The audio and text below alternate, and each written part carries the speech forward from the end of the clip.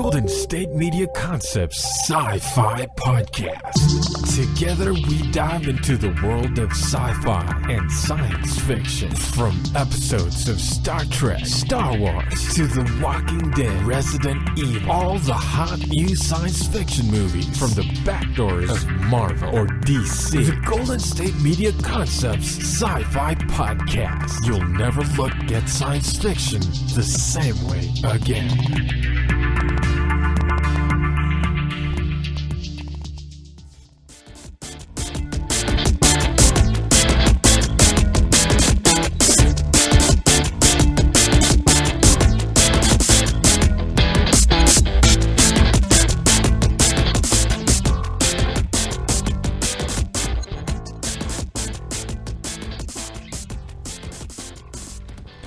Hello there, everybody. This is Jay here for the GSMC SCiFi Podcast, brought to you by the GSMC Podcast Network. So we got some really cool stuff to talk about with you on this episode. So let's get started. So if some Disney fans, I have, but some Disney fans haven't noticed, Disney's kind of been starting to go on a kick where they want to do live action versions on, on their animated films. A lot of their animated films. They've already done this for Cinderella. They did this. I want to say they did for Snow White, but I'm not sure about that one. They did Maleficent, which was kind of a spin-off on the Sleeping Beauty story. In the last few years, they did Jungle Book. They've done Beauty and the Beast, and this next year, they're doing The Lion King and Aladdin. At least those two. So, and the film I'm about to tell you about, which is Dumbo. So, and of course they have done two Alice in Wonderland films. They did Through the Looking Glass, the one before that. One was good. Through the Looking Glass, it was hit or miss. It had some good parts, but some not so good parts. And really, the live-action films themselves have been kind of hit or miss to me. I've seen some really good ones. I'll admit, actually, Cinderella was better than I expected it to be. I really, really liked The Jungle Book. Beauty and the Beast, it was good, but it did not blow my mind. And Tim Burton is directing this live-action Dumbo. Now, one thing else about this movie, it's got a pretty interesting cast. It's got Danny DeVito, Colin Farrell, Michael Keaton. It's got a good cast of people. It really does. And we got our first trailer, in the last week. And, you get to see, you get to hear a new version of Baby Mine. You get to hear a new version of that in this trailer. You get to see a bit of Dumbo flying in this trailer. I guess Colin Farrell is, I don't know if he's the ringleader, if he's one of the ringleaders. He's got two kids, I guess. You get to see in this trailer where... Dumbo, first, they first see him. You get to see where I guess there's three mice. I don't know if Timothy is one of them. I really don't know. And we get to see the part where, Dumbo's mother is taken away from Dumbo. I guess there's a part in this new live action film, as we see in this trailer, where, Dumbo gets taken by Michael Keaton to, some bigger circus like Dreamland, or maybe it's a little theme park or something. I'm really not sure. And we get to see in this trailer where he's wearing the clown makeup, but I don't know. So what are my impressions after this trailer? Really, I want to say I'm impressed by it. I'm not. I'm really not. I just watched this trailer a couple of times, actually, in this last week, and I don't know. I mean, it looks to me like it's a movie that, because it's kind of a hard film, a hard story, and a hard film, I think, to jump from animation to live action. Because when I got, older, you find out there's a lot of stuff in the Dumbo, animated movie that... you probably couldn't do in a movie nowadays. It's just the facts. There's a lot of, racist things in it. There really are. Characters, songs, scenes. There just are. Heck, there's a part in the, animated film where Dumbo gets drunk with Timothy, and that's where the whole, pink elephants on parade thing happens. They show in this trailer, you get to see a little bit of that, but I don't think it's going to be the same.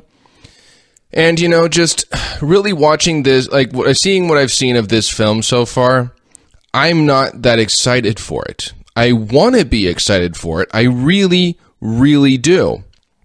But it looks to me, because, like, the film itself, the animated film, had a lot of, animal characters. It did. It had crows that talked. All the other elephants talked. Dumbo's mom talks.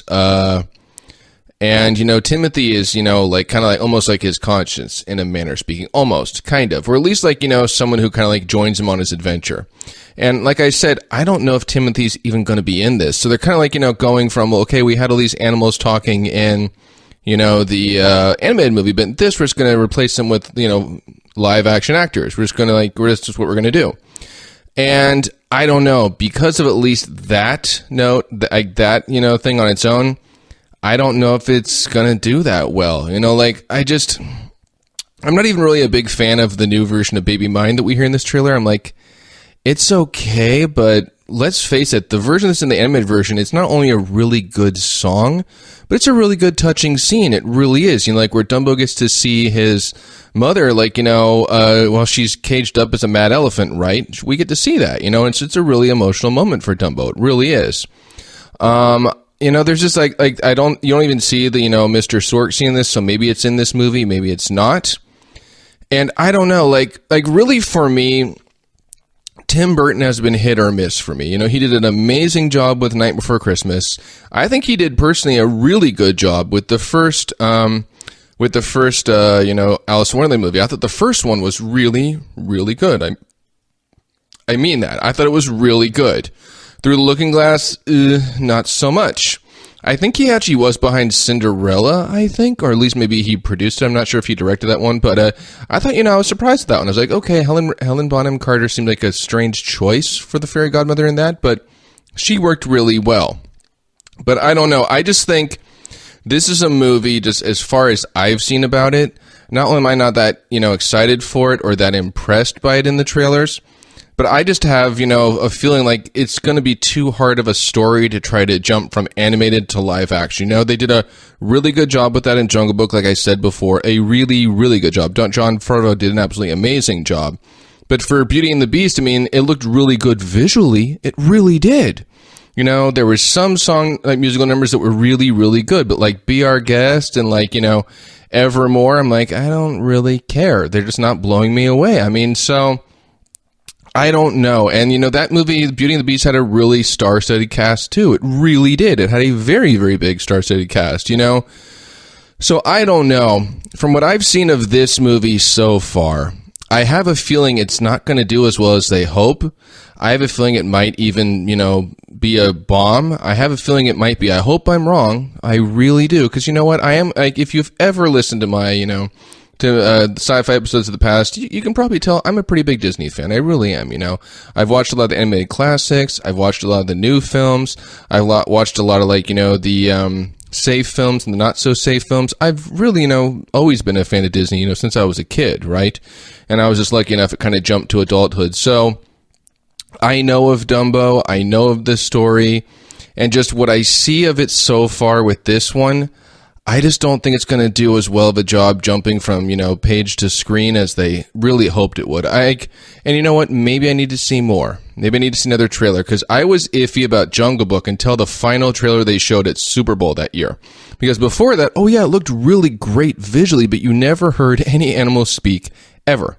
You really didn't. I think you heard Caw a little bit, and maybe like Shere Khan a bit, but that was freaking it. So it took a while for me to be, excited for that one too, because I'm like, I didn't really, hear anybody talking. I just didn't. So maybe it's a possibility now. Maybe just like, these trailers aren't doing the film justice. Maybe it's not being marketed as well as it should be. Maybe, I don't know. So I'm like, that's just my verdict on it right now. I'm not excited for it. The trailer is overall, it looks good visually. But that's all it really looks to me, just good visually. It doesn't look like, hey, you know what, this is going to be an amazing movie, it's going to be a success. I just don't think so right now. That's not where I'm at right now, Like, kids maybe would enjoy this movie, but I just don't know. Because, like I said, the animated film, it's a hard story it's kind of a hard story. It's a story that I don't know if could be told that way today. Maybe that's one of the, barriers they're running into. Maybe. It's like, hey, you know what, how we told this movie back then we can't really tell it that way now. Maybe that's what's happening. It's a possibility, you know. It could be. I just don't know. I mean, I'm really torn because like I want to be like, hey, cool, live action Dumbo. That seems really, really awesome. But I'm just not at that place right now. I'm really not. You know, it's kind of a bummer because, you know, most of the time, if Disney takes their time with these things, they know what they're doing. They really do. I mean, I'm excited for Lion King. I can't wait to see that. You know, I want to see more for Aladdin, but it sounds not too bad so far. And, you know, Jungle Book 2, whenever they're doing that, I can't wait for. And Mulan, I really can't wait for. So there's movies like, I'm like, hey, you know, I can't wait to see these movies brought on the live action medium. But, yeah, that's where I stand with this right now is I just need to see more and maybe learn more about it. And like I said, hopefully, I kind of hope I'm wrong here and it's just, you know, not being done well. That's all I can hope. But yeah, if you want to check out that trailer, it's on YouTube now.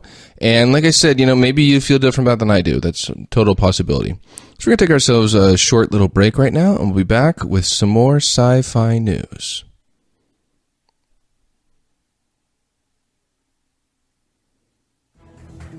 Want to find out what movies to go see? Then check out the GSMC Movie Podcast. It's your ticket to the latest movies, whether it's a new blockbuster event, romantic, comedy, or action flick. This show has got it all covered. They talk some what to go see now, don't bother, what's hot on Netflix, and everything in between. That's gsmcpodcast.com/movie-podcast. When it's all about the movies, it has to be this new show. Don't forget to like them on Facebook and follow them on Twitter. Visit gsmcpodcast.com for more info.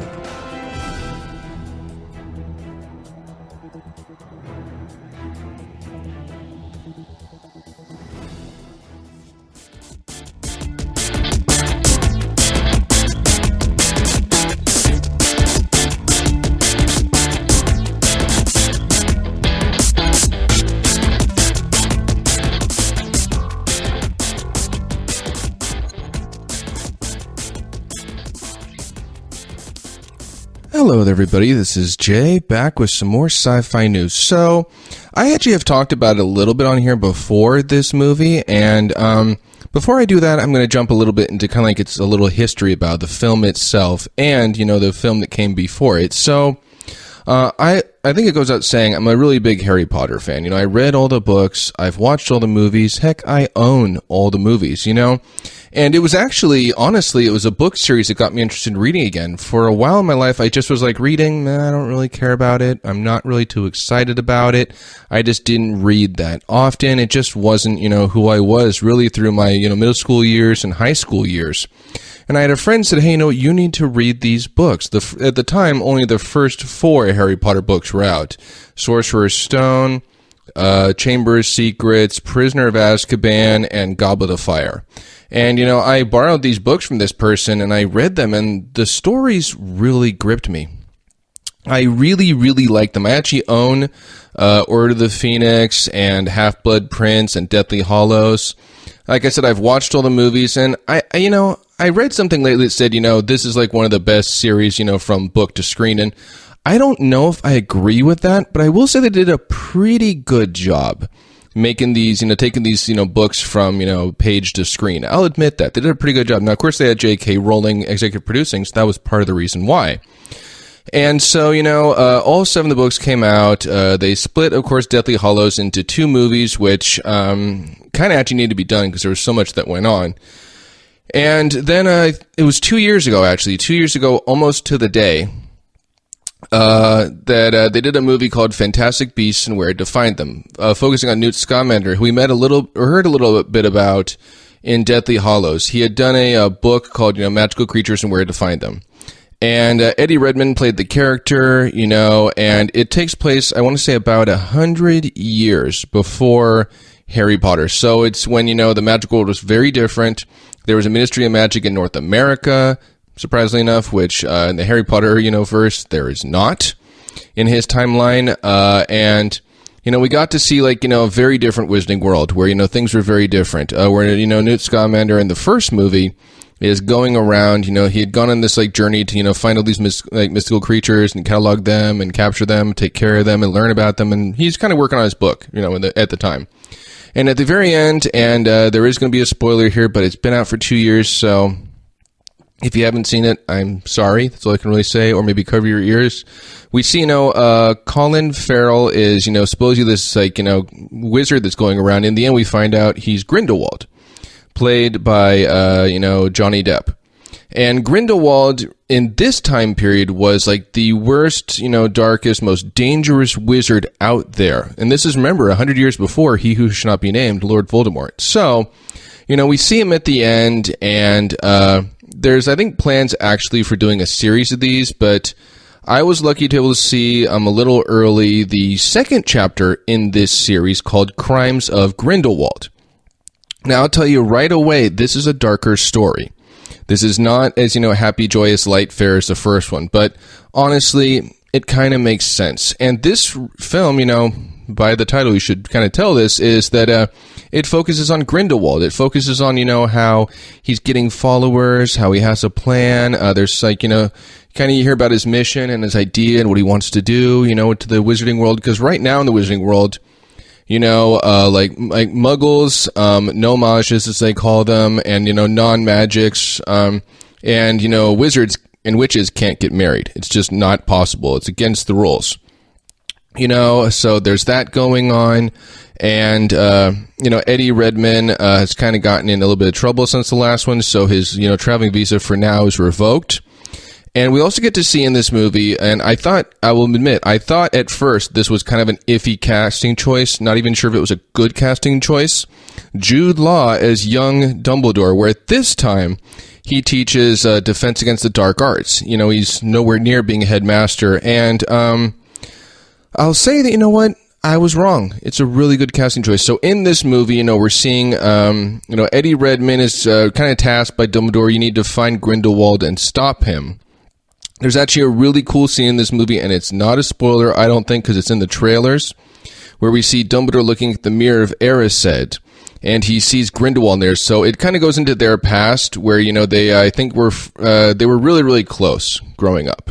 I'll just put it that way. I don't know if they were lovers or if they were in love. I don't really know, but there was some kind of past history with them. There was. And because of that, Dumbledore himself can't really go after him. So Eddie Redmayne is kind of tasked, while some of the Aurors are doing the same thing. They're like, hey, we need to find Grindelwald and stop him.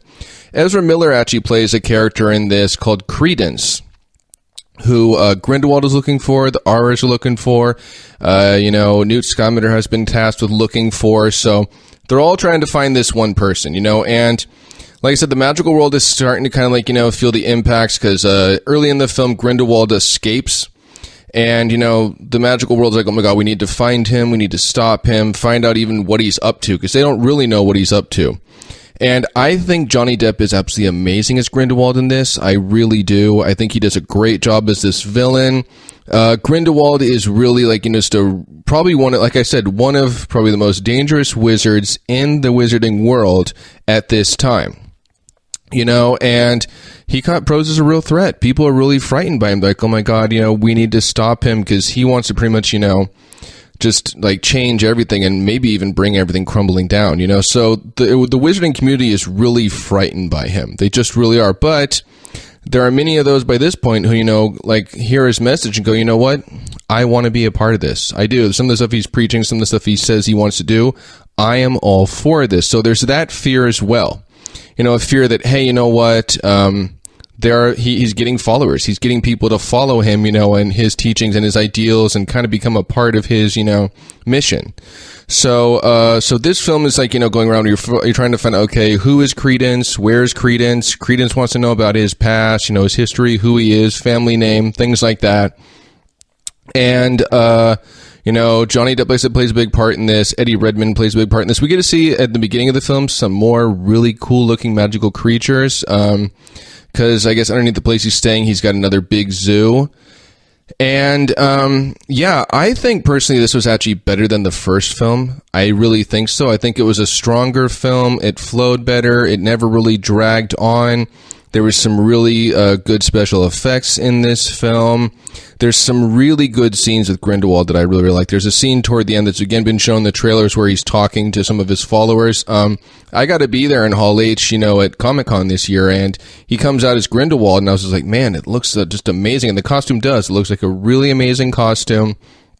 Jude Law gets some really good scenes as Dumbledore. We get to learn a bit about Dumbledore's past here, and a little bit about Newt Scamander's past, and yeah, it was just a really good film, a really strong film. There's a few interesting twists and turns, kind of surprising twists and turns as the film moves along.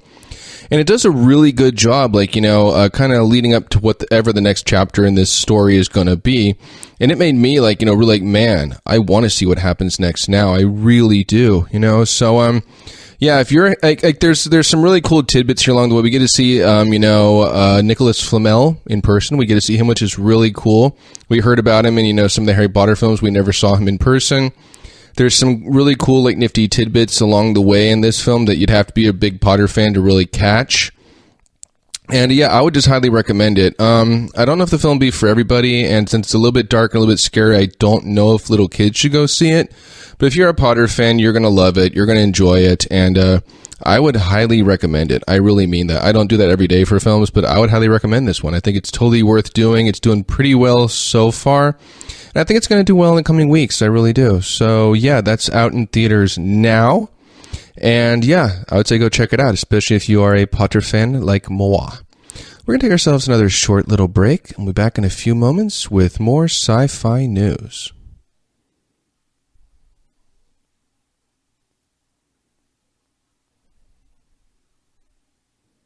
Tired of searching the vast jungle of podcasts? Now listen close and hear this out. There's a podcast network that covers just about everything that you've been searching. Hey! The Golden State Media Concepts Podcast Network is here. Nothing less than a podcast bliss with endless hours of podcast coverage.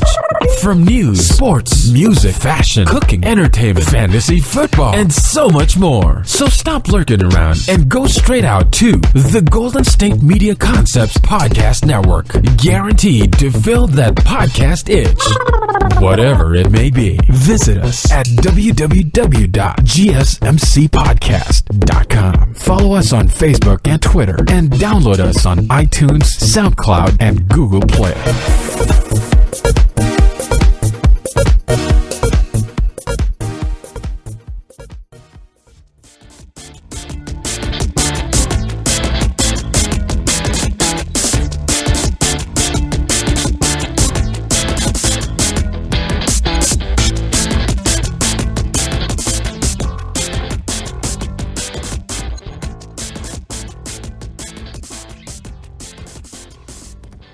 Hello there, everybody. This is Jay, back for some more sci-fi news. So, I've started doing in the last few episodes, kind of like, little recaps of sorts, reviews of sorts of Ducktales, and like I said in the past, it's a show that I was iffy about at first, but it started to grow on me. The cast list was really, really cool. The show's a very different dynamic from the 80s, but in a strange way that works.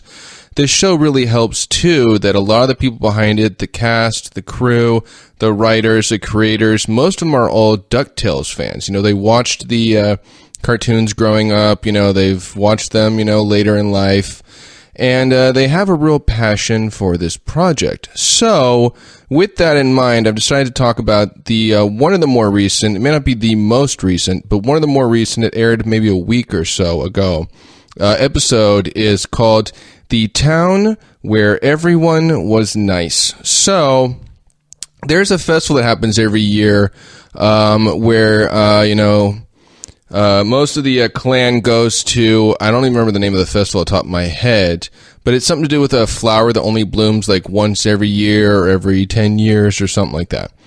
And the big thing about this episode is Donald Duck, gets to reunite with the Three Caballeros, a band that he played with many, many years ago.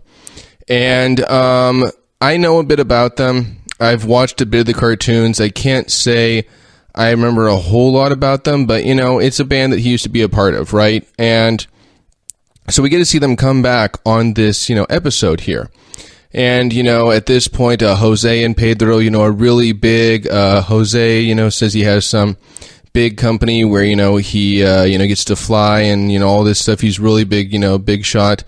Jose says, well, yeah, now I'm this big, musical star and, I get to tour everywhere and it's just an amazing life. And of course, Donald Duck is like, well, geez, I don't get to do any of that stuff. My life is kind of boring and dull compared to theirs. So he lies, I'm a billionaire now. That's what he says to them. And so he kind of tries to play, as he kind of wants to at least kind of live the lifestyle as Scrooge does right now.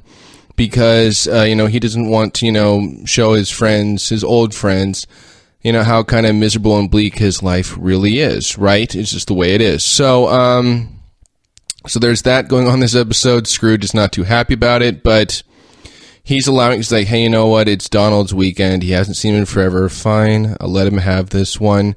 The episode starts off kind of odd where, it's this nice little exotic town. Webby is really excited about all the history where, one of the boys, I want to say Dewey, doesn't really care. He's like, whatever, I'm just here. I'm just going to take selfies, everything. Because, well, if you never take a photo of it, it never happens. And Webby's really disappointed in that. But it is kind of a little strange from the get-go where it seems like everybody who lives in the town is really, really nice. They're really nice. They're really kind. They almost seem robotic. So it becomes clear to, I want to say Huey and Webby that, something is a little fishy with this town. Something's going on. Something's a little wrong. And as the episode goes along, it turns out there is something going wrong. There is something very fishy with this, and that is that the festival is all a trap. It's a lie. This flower is actually some giant creature that, when people come to the town, to the celebration, they become this plant's dinner. So, and, there's that going on where they realize, okay, this is really, really bad. We actually get to see a musical number 2 with Donald and, Jose and Pedro, the three caballeros. So that's really cool. Really kind of fun little musical number, actually. Donald actually becomes the hero of this kind of, which is really cool. It's an interesting little unexpected twist there. And yeah, it's like I said, the episode starts off a little slow, not so strong at first. But as the episode moves along, it turns out into a really, really good episode. It's a really fun episode. I really enjoyed it. The animation is top-notch, like always. It really is. And it was really kind of interesting, too, because we see as the episode goes along that, eventually, Donald goes, okay, I admit it, guys. I'm not who I say I am. I just, why I did this because I wanted to, look really big and important with you two hotshots. And then, well, Jose and Pedro go, but by the way, about that, and they admit, they're not really who they are either. Pedro is actually just works, it doesn't have a job like he said. He's much, not nowhere near as big as he said either. And Jose is the same way. So yeah, so they're and like I said, but, Donald becomes kind of the surprise hero at the end. He really does, and I think it was another really fun episode. I really enjoyed it. The plant monster looks really, really cool, really, really terrifying. It's kind of funny how they chose to bring him down. Like I said, Donald, uses his voice just terrible and the plant can't take it. So that gets to happen there. And it was cool to see Donald back with his old friends. It was kind of cool to see a little reunion of the three caballeros. That was really cool. And we got to see Scrooge, just kind of goes, well, God, I don't really like this, but this is just how it's going to go. And, it seems like most of them are just there because, well, we're here because, well, Donald, asked us to be here. We're here to support him. But, Scrooge doesn't want to be there. He really doesn't. He's not all excited about it. But like I said, Donald is really excited but a little nervous to meet his friends again. And overall, I thought, it was a fun episode. It really was. It doesn't do a gargantuan amount of stuff to really advance the main narrative of the season, which I'm not even sure if we're fully clear what that narrative is yet. To be honest, I don't think we are. But we do know that, they're going on some more adventures. They're going to some more exotic places. And, just kind of, this one was just kind of episode where it's hey, most of them are just here for the ride, for Donald, to support him. And, yeah, if you've liked the previous episodes this season, you'll probably enjoy this one. I really think you will, I would recommend checking it out. It had a lot of funny moments. Like I said, it had a few good musical numbers, a few cool little action scenes toward the end. Like I said, a fun little mystery was going on as this, episode progressed. And it had a cool little twist at the end, like I said, Donald, isn't always getting to be the hero. And this time he got to shine. And I think he did a good job with it. I really do. So, I'd say check it out. It's available on, you can watch it on the Disney Channel now. Or I want to say you can actually watch it more on Disney now. Disney Channel now or Disney Now, you could watch it on there. So I'd highly recommend checking it out. And I think you'll enjoy it if you're a fan of the show.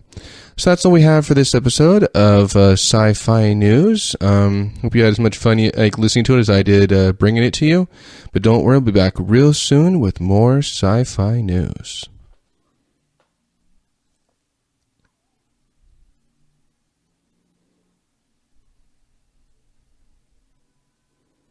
You've been listening to the Golden State Media Concepts SciFi Podcast, part of the Golden State Media Concepts Podcast Network. You can find this show and others like it at www.gsmcpodcast.com. Download our podcast on iTunes, Stitcher, SoundCloud, and Google Play. Just type in GSMC to find all the shows from the Golden State Media Concepts Podcast Network, from movies to music, from sports to entertainment, and even weird news. You can also follow us on Twitter and on Facebook.